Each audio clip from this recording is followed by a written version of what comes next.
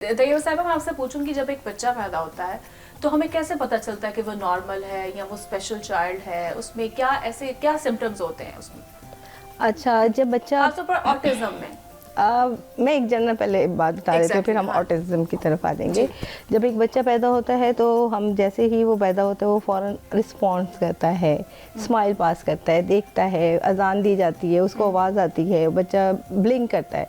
आवाज़ आई तो बच्चे ने ब्लिंक किया, या कोई चीज़ डोर ज़ोर से बंद हुआ या कुछ शट हुआ तो फ़ौरन यूँ करता है। इट्स मीन कि उसको विजुअल उसका वो सही है, विजुअल परसेप्शन विजुअल उसकी सही है, सुन रहा है वो, ठीक है ना, आवाज़ हेयरिंग उसकी सही है, वो सुन रहा है। और उसके बाद इसी तरह हेयरिंग उसकी सही है, और उसके बाद जब है वो आप उसको आवाज़ देते हैं तो वो यूँ करके आँख में से देखता है, या यूँ करें तो वो आपकी तरफ करेगा, ठीक है।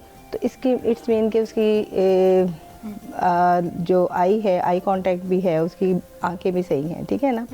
इसी तरह जो है, अब जब बच्चा जूं पैदा होता है उसके डेवलपमेंटल माइलस्टोन्स होते हैं। अब जो है 3 मंथ्स में बच्चे ने नेक होल्डिंग करनी है, 6 मंथ्स में वो बच्चा बैठेगा, 8 मंथ्स में उसने क्रॉलिंग करनी है, यूजुअली जो है 1 ईयर में बच्चा चल लेता है।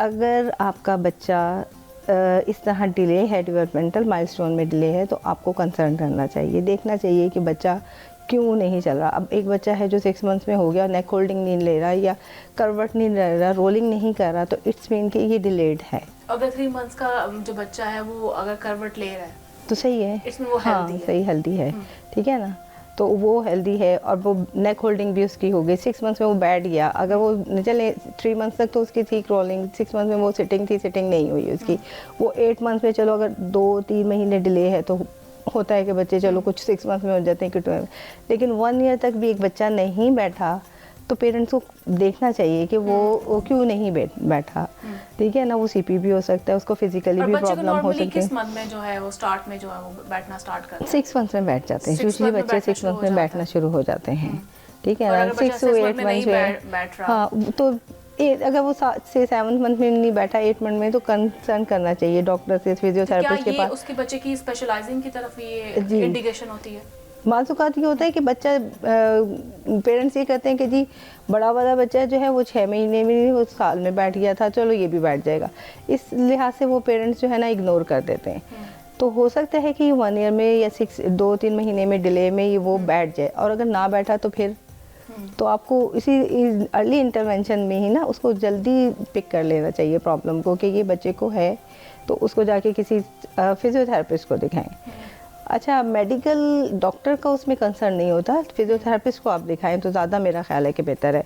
अगर बच्चे को फिट्स पड़ रहे हैं तो वो मेडिकली उसको ट्रीटमेंट की तरफ जाना चाहिए बच्चे के लिए। इसी तरह अगर वो 1 ईयर में नहीं चल रहा तो उसके लिए भी उसकी ट्रीटमेंट प्लान होनी चाहिए, फिजियोथेरेपी हो या साइकोलॉजिस्ट। स्पीच डिले हो जाएगा, साइकोलॉजिस्ट के पास आएँ, आके उसकी असेसमेंट करवाएं, वो सारी हम लोग जो है ना उनकी डेवलपमेंटल माइलस्टोन की ये सारी असेसमेंट कर लेंगे, तो उसमें हमें पता चलता है कि उसके बिहेवियर में भी क्या प्रॉब्लम इशू आ रहे हैं। जो ऑटिज़म है वो 18 मंथ्स या 2.5 के बाद जो है ना बच्चा उसके डेवलपमेंटल माइलस्टोन सही होते हैं। वो बाज़-औक़ात है बच्चा जो है ना अपने माइलस्टोन पूरे टाइम पे करता है, लेकिन उसकी स्पीच डिले होती है, वो बोल नहीं सकता, सोशलाइजेशन नहीं होती, सोशल इंटरेक्शन नहीं होती, रिस्पॉन्ड नहीं कर रहा होता, आवाज़ दे रहे होते हैं, पेरेंट्स आवाज़ दे रहे होते हैं और वो आवाज़ पे वो रिस्पॉन्ड नहीं करता। ये नहीं है उसकी हेयरिंग नहीं है, वो सुन नहीं सकता, बल्कि ये ऑटिज़म के फीचर्स होते हैं कि बच्चा अपना काम कर रहा है तो वही किए जा रहा है, वो इग्नोर करता है, उस आवाज़ को इग्नोर करता है।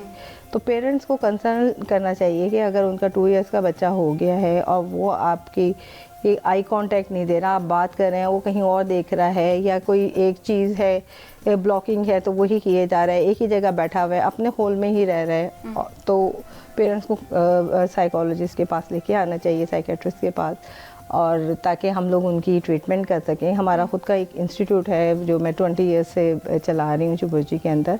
तो मैंने जो है यही देखा है कि जो पेरेंट्स हैं वो जो जल्दी अर्ली इंटरवेंशन में बच्चों को ले आते हैं वो तो रिकवर कर जाते हैं। और बच्चों के जो जज्बात हैं उनकी नशनुमा को कैसे बेहतर बनाया जा सकता है? देखें, इमोशंस को अब आप ये नहीं कह सकते कि ऑटिस्टिक बच्चा उसके जज्बात नहीं है या वो उसको कुछ पता नहीं है, उसमें ये होता है कि पेरेंट्स जो है अब वो हाइपर हो रहा है, कुछ हो रहा है, तो वो क्या करते हैं, वो उसको मोबाइल दे देते हैं, स्क्रीन टाइम, कि जी चलो ठीक है। लेकिन आप उनको देखें कि वो क्या चीज़ लाइक कर रहा है, क्या डिसलाइक कर रहा है, उसके ऊपर उसको लेके चलें। और मोबाइल जो है वो ना दें बच्चों और कुछ को। ऑटिज्म के जो बच्चे हैं वो खुद को बीट भी करते हैं। हाँ, वो सेल्फ बाइटिंग होती है ना, सेल्फ वो बाइटिंग, वो ये जो बीटिंग करते हैं कि उसकी क्या एग्रेशन है ना, एग्रेशन उनके अंदर आ जाता है। वो जब कोई बात समझाना चाह रहे हैं या कुछ करना चाह रहे हैं तो वो समझा नहीं पाते बच्चों, पेरेंट्स को या किसी को भी, तो वो फिर क्या करता है, वो सेल्फ बाइटिंग कर देता है या दूसरों को मारेगा या गिराएगा, इस वजह से भी उनके अंदर आ जाता